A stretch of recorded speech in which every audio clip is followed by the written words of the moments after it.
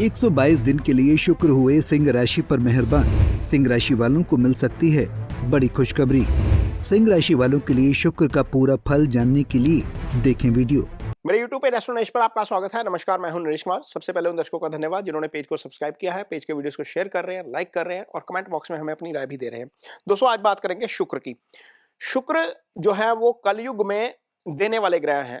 शुक्र दैत्य गुरु हैं। शुक्र की महादशा कुंडली में सबसे ज्यादा 20 साल की होती है। शुक्र इकलौते ग्रह हैं जो कुंडली में 9 घरों में शुभ गोचर में होते हैं।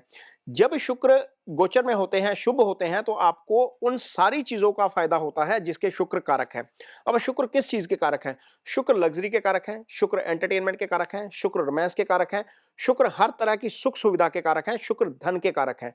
जब कुंडली में कोई धन योग बनता है और उसमें यदि शुक्र की इन्वॉल्वमेंट हो जाती है तो वो विपुल धन योग बन जाता है। वैसे जो कुंडली में धन योग बनता है, 11वां भाव और दूसरा भाव जो होता है, इनके स्वामी और लग्नेश आपस में संबंध बना लेते हैं तो ये धन योग की फॉर्मेशन होती है। सामान्य तौर पर 3 ग्रह ऐसे हैं जिनको मनी से जोड़कर देखा जाता है सीधा सीधा। चंद्रमा से लिक्विड मनी देखी जाती है, गुरु से हम ऐसा धन देखते हैं जो हम संचित कर लेते हैं, लेकिन शुक्र ऐसा धन देता है जो आपको पब्लिक स्पेंडिंग में भी बहुत आपकी कैपेसिटी बढ़ा देता है। जैसे विपुल धन होता है, मीन आपके पास अपनी जरूरतों के लिए धन है, लेकिन आप अपनी जरूरतें पूरी करने के बाद भी धन कहीं ना कहीं जो है वो बांट सकते हैं या उससे सेवा कार्य कर सकते हैं। ऐसा धन जो आता है, जो कारपोरेट सेक्टर में जो धन आता है, वो सारा विपुल धन योग ही बनता है।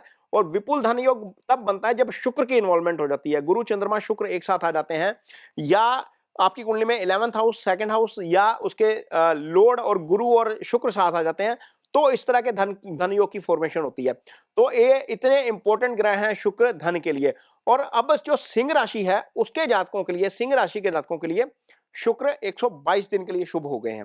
122 दिन शुभ होने का मतलब है कि शुक्र आपको सबसे पहला फायदा देंगे कार्यस्थल पर, क्योंकि सिंह राशि के जातकों के लिए शुक्र की वृषभ राशि जो है वो 10वें भाव में आ रही है। आप देखिए ये चार्ट लगा हुआ है, 10वें भाव में शुक्र की वृषभ राशि है, ये सर्कल हो रही है, यहां पर आप देख सकते हैं चार्ट में। और इस भाव का स्वामी जब 122 दिन के लिए शुभ है आपकी कुंडली में, तो डेफिनेटली यहां पर कारोबार में वृद्धि करने का काम करेंगे शुक्र। कार्यस्थल पर आपका डोमिनेंस बढ़ाएंगे शुक्र। जैसे जैसे गोचर में आगे चलते जाएंगे, जिन जिन घरों को देखते जाएंगे, उन घरों के ऊपर सीधा इंपैक्ट डालेंगे शुक्र। तो आपकी कुंडली में देखिए इस समय जो 31 जुलाई से शुरू हुआ है ये पीरियड, वो आपकी कुंडली में चंद्रमा के ऊपर से शुक्र का जो है वो गोचर हो रहा है। सप्तम के ऊपर दृष्टि जा रही है, सीधी दृष्टि होती है, शुक्र की एक ही दृष्टि होती है। यहाँ पर सप्तम को प्रभावित कर रहे हैं। सप्तम क्या है? सप्तम आपके लाइफ पार्टनर का भाव है, आपके बिजनेस पार्टनर का भी भाव है। सप्तम से क्या देखा जाता है? सप्तम से भोग स्थान, सप्तम को भोग स्थान कहा जाता है। और इस भाव के कारक ग्रह भी शुक्र हैं, यानी कि जिनकी शादी नहीं हुई है उनकी शादी के योग बनेंगे। जब ये जो पीरियड चल रहा है, 24 अगस्त तक पीरियड चल रहा है, उस उन दिनों में शादी के योग बनेंगे। शुक्र ने वो भाव एक्टिव कर दिया है। ये रोमांस का भाव है, रोमांस वाला भाव आपका एक्टिव हो गया। चंद्रमा चूंकि शुक्र के साथ है, तो वो सारे जो कारक तत्व हैं, शुक्र के जो पॉजिटिव कारक तत्व हैं, चंद्रमा आपका मन आपका उन कारक तत्वों के प्रभाव में रहेगा। दूसरा, यहां पर जब शुक्र की दृष्टि है तो पार्टनर की हेल्थ को लेकर भी थोड़ा सा जो है वो आप जो है वो निश्चिंत रह सकते हैं, क्योंकि यहां पर शुक्र की पॉजिटिव दृष्टि है। पार्टनर भले ही मेल है, भले ही फीमेल है, या कोई पार्टनर के साथ तालमेल बेटर नहीं है तो वहां पर तालमेल बेटर हो सकता है। ये शुक्र की दृष्टि ये काम करेगी। अब अगले भाव में जब शुक्र जाएंगे, 24 अगस्त को ही चले जाएंगे अगले भाव में, दूसरे भाव में जाएंगे। कहने को शुक्र कन्या राशि में आ जाएंगे, नीच हो जाएंगे, लेकिन ये धन का भाव है और शुक्र धन के ही कारक भी है।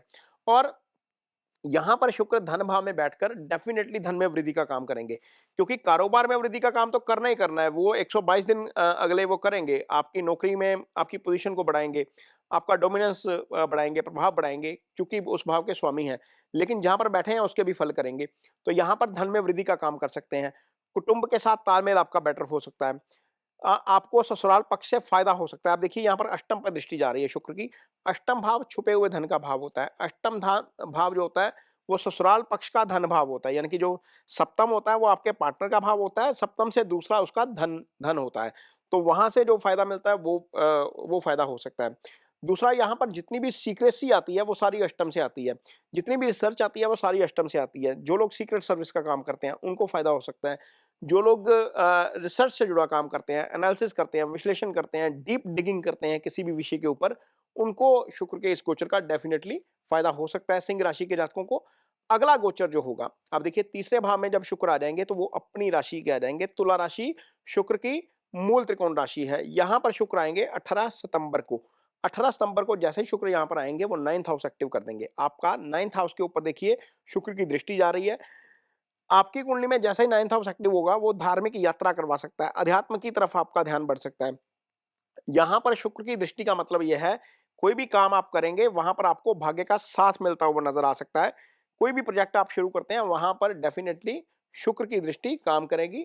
भाग्य स्थान का एक्टिव होना शुक्र के द्वारा जो पॉजिटिव ग्रह है वो अच्छा है। ये पीरियड आपका 13 अक्टूबर तक चलेगा। 13 अक्टूबर तक शुक्र जो है वो आगे आ जाएंगे, 4th हाउस में आ जाएंगे। यहाँ पर मंगल की राशि में आएंगे।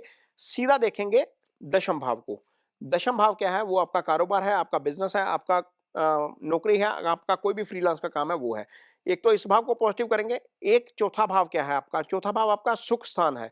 सुख स्थान का मतलब यह है कि जितनी भी एसेट आप लाइफ में क्रिएट करते हैं, भले ही आप मकान लेते हैं, गाड़ी लेते हैं, कुछ भी खरीद करते हैं, वो सारी चौथे भाव से आती है। इस अवधि में कोई ना कोई परचेजिंग हो सकती है बड़ी आपके घर में। आप घर बनाने की तरफ जा सकते हैं, आप गाड़ी खरीदने की तरफ जा सकते हैं, आप कोई इस तरह की बाइंग कर सकते हैं जो लॉन्ग टर्म के लिए हो, जो आपके द्वारा खुद अर्न किए गए पैसे की हो। तो यहाँ पर 4th हाउस एक्टिव होने का मतलब है कि एसेट्स की क्रिएशन हो सकती है, कारोबार में वृद्धि होगी। 4th हाउस आपकी मदर का भाव भी होता है, क्योंकि मदर का विचार इसी भाव से किया जाता है। तो मदर की हेल्थ को लेकर यदि कोई इश्यू है तो वहां पर भी आपको थोड़ा सा रिलीफ मिलता हुआ नजर आ सकता है। शुक्र यहाँ पर जाके ये काम भी करेंगे। आगे जब शुक्र जाएंगे धनु राशि में चले जाएंगे, नवंबर महीने में जाएंगे, तो नवंबर महीने में पंचम भाव के ऊपर से गोचर करेंगे। पंचम भाव से गोचर करने का मतलब है, पंचम भाव आपका इजी गेन्स है। पंचम भाव से पैसे का भी विचार किया जाता है। पंचम भाव आपकी कुंडली में बुद्धि विवेक का भाव है। पंचम भाव आपकी संतान का भाव है। पंचम निश्चल प्रेम का भाव है। तो सिंह राशि के जो जातक जो सिंगल हैं उनका रिश्ता हो सकता है, लाइफ में कोई ना कोई आ सकता है। सबसे पहला बात तो ये। दूसरा, कोई भी काम आप करेंगे तो आप पूरे बुद्धि विवेक के साथ काम करेंगे, क्योंकि यहां पर शुक्र का प्रभाव हो जाएगा, ये पॉजिटिव प्रभाव है। और शुक्र यहाँ पर आपको इजी गेन्स भी दिला सकते हैं। मान लीजिए कोई इन्वेस्टमेंट की है तो इन्वेस्टमेंट को विड्रॉ करने का समय जब आएगा वहां पर उस दौरान आपको उसका फायदा डेफिनेटली मिल सकता है, इस अवधि के दौरान जब शुक्र यहाँ पर गोचर कर रहे हैं। संतान पक्ष का चूंकि यह भाव है तो संतान पक्ष से अच्छी खबर आ सकती है। संतान नहीं है तो संतान की प्राप्ति हो सकती है। संतान की जब क्रिएशन होती है ह्यूमन बॉडी में, तो सबसे पहला जो रोल प्ले करते हैं वो शुक्र ही प्ले करते हैं, क्योंकि मेल जो होता है उसमें जो सेमेन का कारक होता है वो शुक्र ही माना गया है ज्योतिष में। तो यहाँ पर कंसेप्शन के भी चांस है सिंह राशि के उन जातकों को जिनके यहाँ पर संतान का इंतजार किया जा रहा है, जो प्लानिंग कर रहे हैं, कंसेप्शन हो सकती है। शुक्र यहाँ पर बैठेंगे तो 11th हाउस को देखेंगे। 11th हाउस के ऊपर आप देखिए दृष्टि जा रही है यहाँ पर। और 11th हाउस क्या है? 11th हाउस आपका एलिवेशन का भाव है, इच्छाओं का भाव है। 11th हाउस आपकी आय है। 10वें से कर्म देखा जाता है, 11 से आय देखी जाती है। तो यहाँ पर शुक्र द्वारा 11th हाउस को एक्टिव करना वो सारी चीजें आपको दिलाएगा जो जिन भावों का स्वामित्व है 11th हाउस के पास, जिन भावों का जो है वो 11th हाउस से जो भाव देखे जो जो चीजें देखी जाती हैं। और शुक्र की दृष्टि क्योंकि पॉजिटिव होती है तो 11th से संबंधित आपको डेफिनेटली अच्छे फल मिलेंगे और ये शुक्र आपके ऊपर कृपा करेंगे। इसके बाद चूंकि शुक्र छठे में चले जाएंगे 2 दिसंबर को, तो उसके बाद शुक्र आपके लिए अच्छे नहीं रहेंगे। लेकिन 122 दिन जो 31 जुलाई से शुरू हुए हैं वो डेफिनेटली सिंह राशि के जातकों के लिए शुक्र के गोचर के लिहाज से अच्छे हैं। जाते जाते शुक्र की एक मैं रेमेडी बताता हूं, क्योंकि शुक्र आपके लिए केंद्र भाव के स्वामी हैं, कर्म भाव के स्वामी हैं, कारोबार के स्वामी हैं और तीसरा भाव जो पराक्रम का भाव होता है उसके भी स्वामी हैं। तो ये प्लैनेट आपकी कुंडली में अच्छा होना बहुत जरूरी है। यदि कुंडली में शुक्र की पोजीशन ठीक नहीं है तो डेफिनेटली आपको कुछ ना कुछ रेमेडीज जरूर करनी चाहिए। सबसे पहली रेमेडी के तौर के ऊपर आप गौ की सेवा कर सकते हैं। शुक्रवार के दिन गौ की सेवा करिए, ये सबसे अच्छी रेमेडी है। कुछ भी कर सकते हैं, चारा डाल सकते हैं, आटे का पेड़ा डाल सकते हैं, गुड़ डाल सकते हैं, ये अच्छी रेमेडीज हैं। इसके अलावा यदि आप मैरिड हैं और मेल हैं तो आपकी जो वाइफ है घर में वो शुक्र की कारक है। यदि आपकी वाइफ आपके साथ खुश है, आप सरप्राइज देते हैं, डिनर ले जाते हैं, मूवी ले जाते हैं, कोई गिफ्ट दे देते हैं सरप्राइज, वो डेफिनेटली आपको उसका अच्छा फल मिलता है और ये मॉनेटरी टर्म में ज्यादा मिलता है, क्योंकि आपकी वाइफ जो होती है वो घर की लक्ष्मी भी होती है और शुक्र से ही धन का विचार किया जाता है। तो ये सबसे अच्छी रेमेडी है। अपनी सफाई रखना, लाइट कपड़े पहनना, ये भी शुक्र की एक अच्छी रेमेडी है।